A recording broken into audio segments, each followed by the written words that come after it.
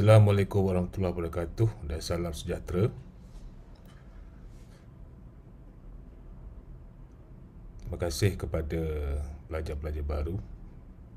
Ini adalah sedikit taklimat berkaitan dengan peraturan akademik untuk semester akan datang, iaitu semester Mac Ogos 2022 yang akan diberikan oleh saya, Muhammad Izzuan Muhammad Saleh, Ketua Pengurusan Dasar dan Maklumat Akademik daripada Pejabat Timbalan Naib Chancellor Akademik dan Antarabangsa Universiti Teknologi Mara.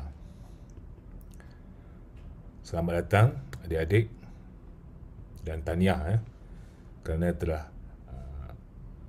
menerima tawaran untuk melanjutkan pengajian ke peringkat yang lebih tinggi ke Universiti Teknologi Mara untuk sesi 1 2021-2022 bagi semester perkuliahan Mac Ogos 2022. Okey, berikut adalah visi, misi, objektif Universiti Teknologi Mara. Jadi adik-adik boleh baca daripada laman web UiTM dan juga bukan saja baca tapi kena faham dan juga mendalami visi, falsafah, objektif dan juga nilai UiTM. Okay, ini adalah pengisian berkaitan dengan taklimat. Pertamanya adalah pengenalan dan keduanya kita terus kepada peraturan akademik. Okey, taklimat peraturan akademik ini adalah berkaitan dengan pertama sekali. Okey, ini adalah surat tawaran. Tahniah sekali lagi kepada adik-adik yang telah mahasiswa dan mahasiswi yang dapat melanjutkan pengajian ke peringkat yang lebih tinggi, itu higher education. Jadi surat tawaran ini sila pastikan adik-adik ada salinan simpanan dan juga sila baca dan fahami surat tawaran berkenaan. Okay. Especially maklumat penting di sini. Okay, definisi bagi seorang pelajar iaitu mahasiswa dan mahasiswi adalah individu yang berdaftar dengan UiTM untuk mengikuti program pengajian yang ditawarkan setelah membayar yuran pengajian dan berdaftar khusus pada setiap semester. Okey, sebaik saja adik-adik berdaftar dengan UiTM, adik-adik akan diberikan kad pelajar. Okey, jadi kad pelajar ni adalah smart card, boleh digunakan juga untuk tak senggo dan pastikan jangan hilang kad ini. Sila pastikan adik-adik jagalah kad pelajar ini dengan baik seperti mana adik-adik menjaga IC masing-masing, sehingga kepada adik-adik berkedua istiqlal. Okey, ini adalah kitaran akademik bagi seorang mahasiswa dan mahasiswi UiTM. Sebaik saja memohon masuk UiTM, akan berdaftar sebagai pelajar UiTM, dan untuk melayakkan sebagai pelajar UiTM, adik-adik perlu membayar yuran, mendaftar khusus dan juga menghadiri kuliah. Okey, menghadiri kuliah pada minggu yang telah ditetapkan, iaitu sebanyak 14 minggu. Okey, selepas adik-adik mendaftar khusus, adik-adik perlu mengesahkan, perlu validate, mengesahkan khusus yang telah didaftarkan. Okey, daripada student portal. Okey, so apabila adik-adik telah mengikuti minggu perkuliahan, adik-adik akan menduduki peperiksaan ataupun penilaian akhir dan perlu mencetak slip menduduki exam sekiranya terlibat dengan peperiksaan akhir, menduduki peperiksaan serta seterusnya. Setelah kembali pada cuti semester, adik-adik akan menerima keputusan peperiksaan, dan seterusnya jika adik-adik menamatkan pengajian dengan jayanya, akan melayakkan untuk bergraduasi, iaitu untuk menghadiri convocation. So once pengajian sempurna, adik-adik layaklah untuk bergraduasi dan juga menghadiri majlis convocation.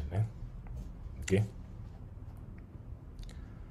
Okey, tanggungjawab bagi seorang pelajar iaitu mahasiswa dan mahasiswi UiTM, adik-adik perlu tahu tentang peraturan akademik. Jadi kena tahu, kena baca, faham dan kena amalkan. Bukan saja kena baca tapi kena faham dan juga kena amalkan, selama mana adik bergelar mahasiswa dan mahasiswi Universiti Teknologi Mara. Okey. Dan juga kena tahu pelan pengajian pelajar seperti mana adik-adik boleh lihat dalam student portal, dan perlu ambil kursus-kursus bagi program adik-adik mengikut pelan pengajian ditetapkan pada setiap semester sehingga adik-adik tamat pengajian ataupun bergraduasi dan juga proses-proses yang perlu dipersemulakan pada setiap semester okey, bukan saja bermula daripada pendaftaran khusus sehinggalah kepada menduduki peperiksaan ataupun penilaian akhir okey, so di sini adalah kita ada telah keluarkan peraturan akademik naskah yang terbaru iaitu peraturan akademik program diploma dan sarjana muda UiTM binaan 2021 bilangan 1 yang telah berkuat kuasa memulai sesi perkuliahan pada semester lepas iaitu semester Oktober 2021 sehingga Februari 2022 Jadi adik-adik boleh download muat turun daripada laman sesawang pejabat TNCA okey di www.hea.itm.edu.my Jadi boleh download kat sini pada nombor 3 sini boleh download dan simpan, baca, faham dan juga amalkan selama mana adik-adik bergelar belajar UiTM. Okey, ini adalah the cover page of the peraturan akademik diploma dan sarjana muda UiTM. Jadi adik-adik pastikan download pada pindaan yang betul pindaan 2021 bilangan 1. Okey, apa yang dimasukkan dengan peraturan akademik? Peraturan akademik menggariskan perkara-perkara asas yang perlu dilaksanakan oleh pelajar dari mula berdaftar diri sebagai pelajar UiTM sehingga pada adik-adik dianugerahkan sijil okey, ataupun scroll ataupun transkrip di akhir pengajian okey, malangnya pelajar jarang merujuk kepada peraturan akademik, jadi menyebabkan berlakunya bermasalah okey, jadi kalau boleh cuba elakkan apa masalah yang berlaku berkaitan dengan pendaftaran kursus ke, validasi kursus ke, refer dahulu, rujuk dulu kepada peraturan akademik. Ada prosedur-prosedur yang telah ditetapkan supaya adik-adik boleh ikut Jika tak faham boleh merujuk kepada penasihat akademik masing-masing okey, ataupun koordinator program di fakulti masing-masing Okey, peraturan akademik dikuatkuasakan ke atas pelajar, mahasiswa dan mahasiswi Universiti Tanjung Merah. Jadi pesyarah adik-adik akan diberikan seorang pesyarah yang akan menjadi penasihat akademik ataupun your academic advisor. Okey, bermula daripada adik semester 1 sehingga kepada tamat pengajian Okey, setiap pelajar diletakkan di bawah seorang itu adik-adik letakkan di bawah tanggungjawab seorang penasihat akademik. Okey, iaitu pesyarah itu sendiri. Okey, sama ada mengajar ataupun tidak mengajar, tetapi mestilah dalam dalam fakulti yang sama okey, ataupun dalam program pengajian yang sama. Okey, selama mana adik-adik bergelar sebagai mahasiswa dan mahasiswi UiTM. Okey, jadi seorang penasihat akademik ataupun PA ni okey perlu memantau perjalanan akademik menti masing-masing daripada mula pengajian sehingga kepada menti mereka tamat pengajian. Okey.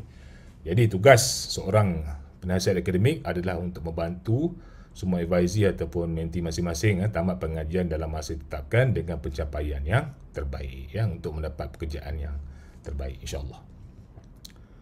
Okey, berikut adalah kalender akademik SSC 1 2021-2022 pada semester Mac Ogos 2022 akan datang Jadi kalau mengikutkan akademik ini dan mengikut perkeliling semasa, aktiviti perkuliahan adalah secara hybrid iaitu bersemuka dan juga open and distance learning ataupun in short ODL Okey, jadi kita akan mula kuliah pada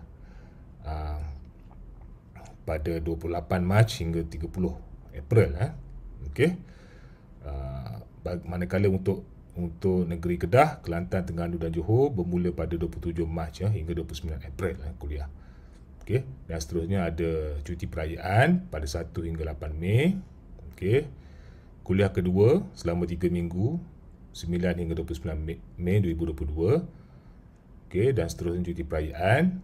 Okey, seterusnya kuliah ketiga 6 Jun hingga 17 Julai 2022 selama 6 minggu. Dan diingatkan di sini adik-adik perlu membuat penilaian kepada pengajaran pesyarah okey, iaitu student feedback online okey, yang akan dibuka pada 13 Jun dan berakhir pada 24 Julai 2022. So pastikan selama 6 minggu ni adik-adik kena buat penilaian kepada teaching delivery dan juga professionalism of your lecturer. Okay. Dan seterusnya kita ada minggu ulang kaji selama 1 minggu. Okay, dan seterusnya penilaian atau peperiksaan akhir yang akan bermula pada 25 Julai hingga 14 Ogos selama 3 minggu. Okay, dan juga cuti semester. Okay, selama 7 minggu sebelum adik akan kembali ke kampus untuk semester yang akan datang, iaitu semester kedua, insyaAllah. Okey, pendaftaran khusus ada tugas siapa? Okey, perlu jadi wajib diuruskan oleh pelajar, iaitu adik-adik sendiri atau nasihat dan PA. Jadi nak daftar khusus boleh mendapatkan nasihat daripada PA masing-masing, iaitu pensyarah masing-masing. Okey, yang di-assign pada awal semester, pada semester 1, dan mestilah mengikut pelan pengajian yang betul seperti mana yang telah dipaparkan dalam student portal masing-masing. Jadi peranan PA ni adalah untuk menasihati saja, just for the advising purpose, tetapi segala aktiviti akademik dan kepatuhan pada peraturan akademik adalah kepada tanggungjawab pelajar. Jadi kalau ada masalah boleh merujuk kepada penolong pendaftar akademik di fakulti masing-masing ataupun di college, di kampus masing-masing. Okey.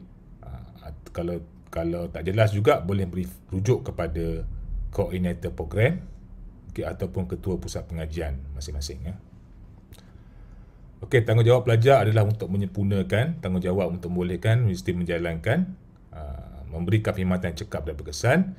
Jadi adik-adik perlu bukan saja baca, kena faham, hayati dan mematuhi, mengamalkan segala peraturan yang digariskan dalam buku peraturan akademik semasa, iaitu edisi 2021 bilangan 1 tadi. Okey. Alright, so yang inilah yang saya dah terangkan dalam academic cycle of UiTM student tadi.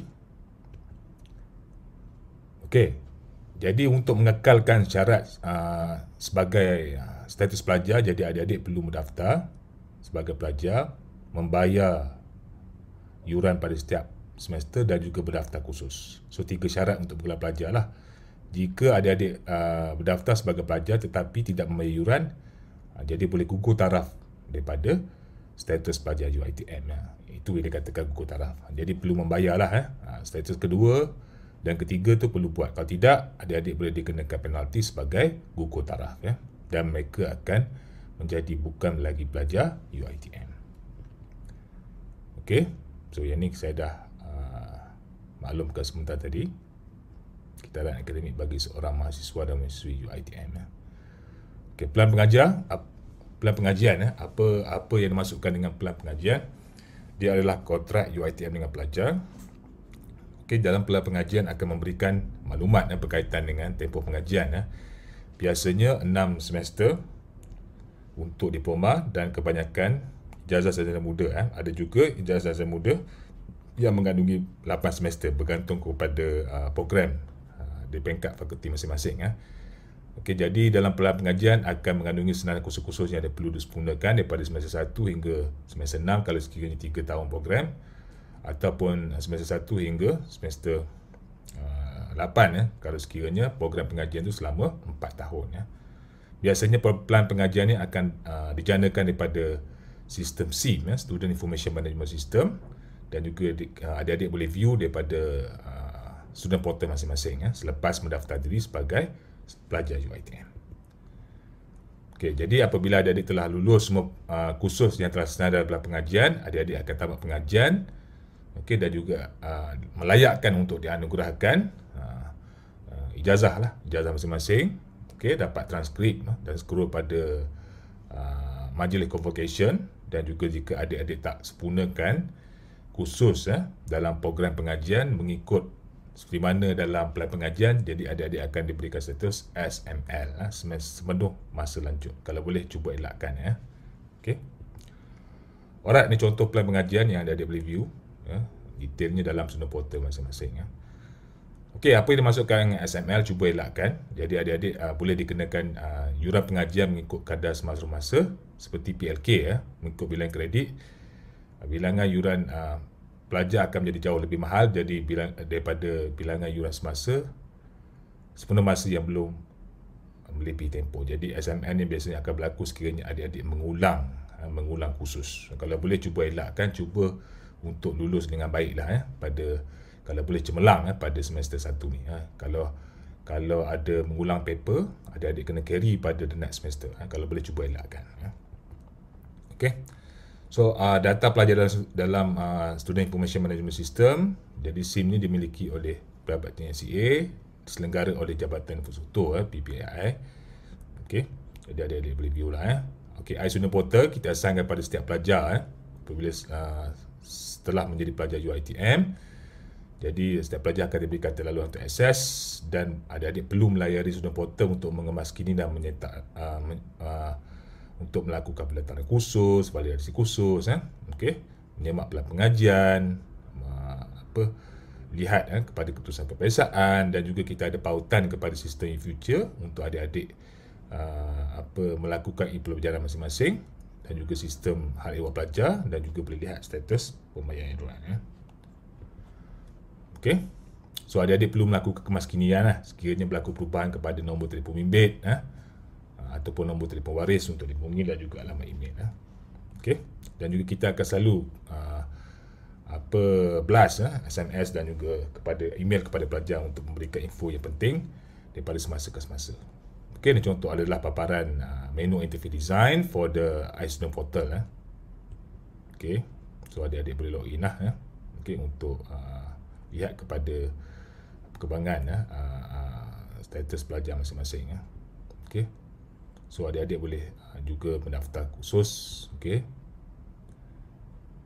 Okey, daftar untuk sekarang ni kita dah menggunakan iCRES version 2 dari web page. Adik-adik boleh lihat jadual waktu khusus mengikut semester masing-masing dalam iCRES version 2. Okey.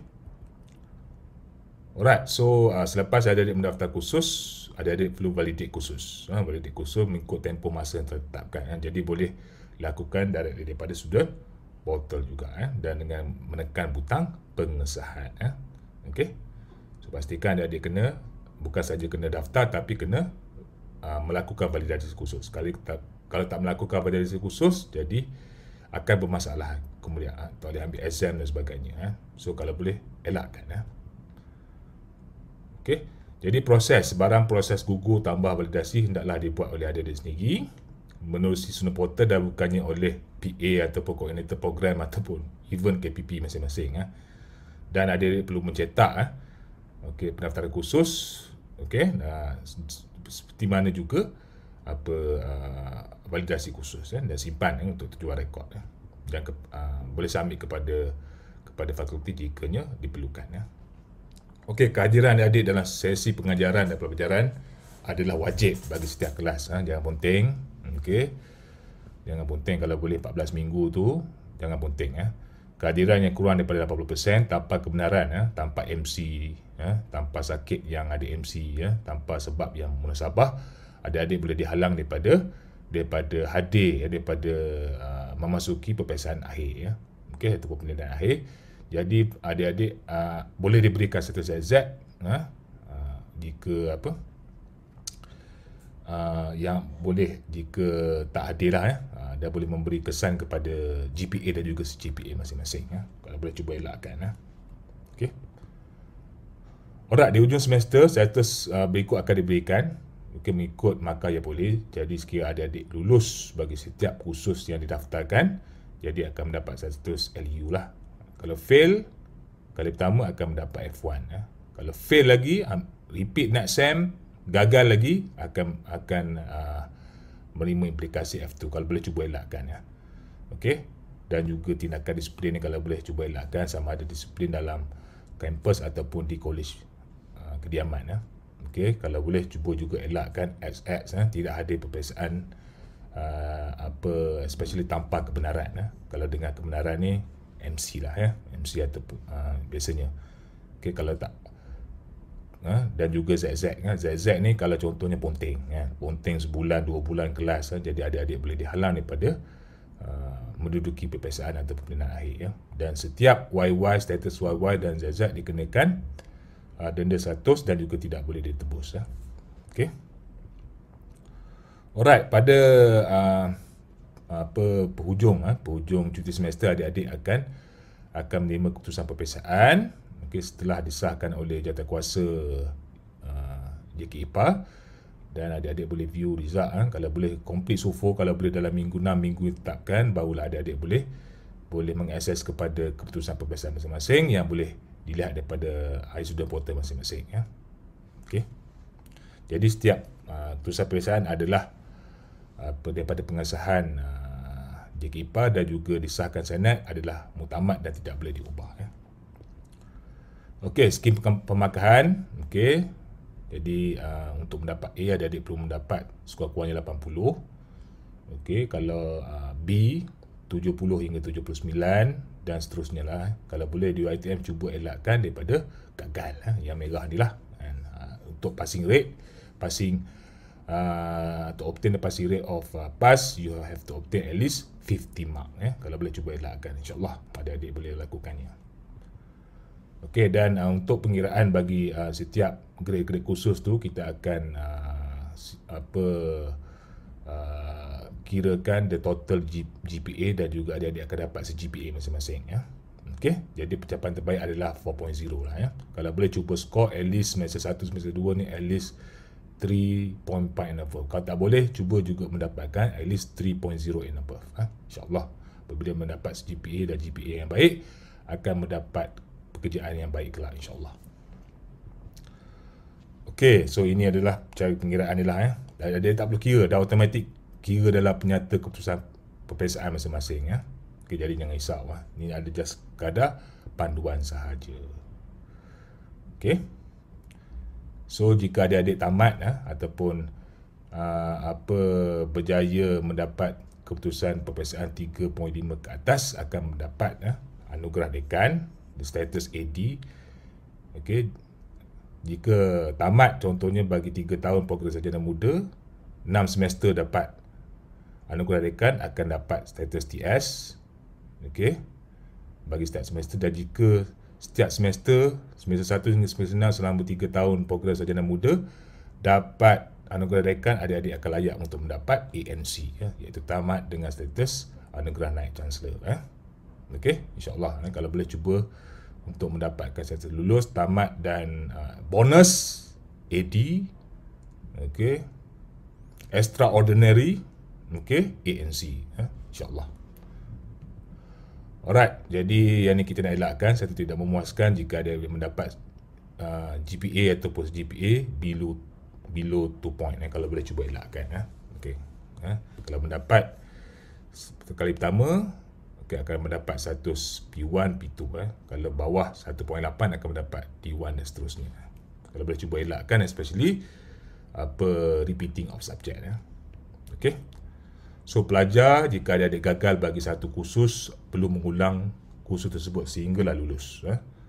Dan jika mengulang, akan efek lah consistency untuk mematuhi pelan pengajian tetapkan. So apabila adik-adik repeat, kalau repeat 1 atau 2 paper akan melibatkan kelas yang bertindih, jam kredit yang berlebihan. Banyaklah implikasi dia akan jadi lebih buruk. Kalau boleh cuba elakkan. Cuba untuk at least pass, mendapat grade lulus ataupun GPA 2.0 bagi setiap semester. Kalau boleh cuba lagi at least 3.0 bagi setiap semester. Okey. Specifically 3.0 lulus bagi setiap subjek. Okey. Alright.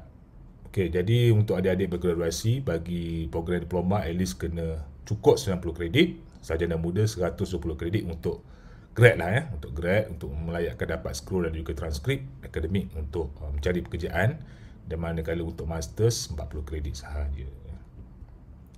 Okey, cuti khas. Jadi adik-adik ada this is kind of the privilege yang boleh dimohon oleh pelajar untuk menangguhkan pengajian atas sebab-sebab tertentu. Contohnya sakit kronik ke, kalau macam pelajar masters tu, especially di kalangan pelajar wanita tu, untuk cuti bersalin kan. Jadi pelajar sepenuh masa boleh memohon cuti khas bagi tempoh maksimum 2 semester sahaja, dan kelulusan kita telah turun kuasa kepada bagi kolej pengajian, penolong chancellor, manakala bagi fakulti, dekan dan UiTM cawangan adalah kepada rektor masing-masing. Okey, tata tertib akademik, jadi adik-adik boleh dikenakan aplikasi pengantungan pengajian jika terlibat dengan aktiviti contohnya plagiarism, peniruan dalam peperiksaan atau pemilihan akhir, kalau boleh cuba elakkan. Okey. Alright, contoh apa lagi selain daripada plagiarism, tidak hadir kuliah, aktiviti pelajaran yang telah ditetapkan, kurang hadir daripada 80%, sebulan 2 bulan tak datang kelas, jadi boleh dikenakan grade ZZ dan denda, kena bayar denda RM100 wajib. Okey, peniruan dalam exam dan juga melanggar peraturan sasiah rupa diri dan juga melakukan aktiviti yang jenayah ataupun salah laku dalam kampus dan juga kolej kediaman. Kalau boleh cuba elakkan. Ya. Okey, plagiarism kalau boleh cuba elakkan, especially dalam peniruan hasil kerja, assignment, group assignment, tiru assignment senior, ambil assignment senior, claim your own assignment, kalau boleh cuba elakkan. Okey, kita ada software yang boleh detect. Jadi tak ada masalah, kalau boleh elakkan dan cuba belajar daripada seniors, dapatkan daripada kalau boleh need to have your own mentors and cuba untuk belajar secara berkumpulan. InsyaAllah plagiarism ini boleh dielakkan. Dan cuba untuk buat assignment seawal-awalnya. Jangan buat last minute.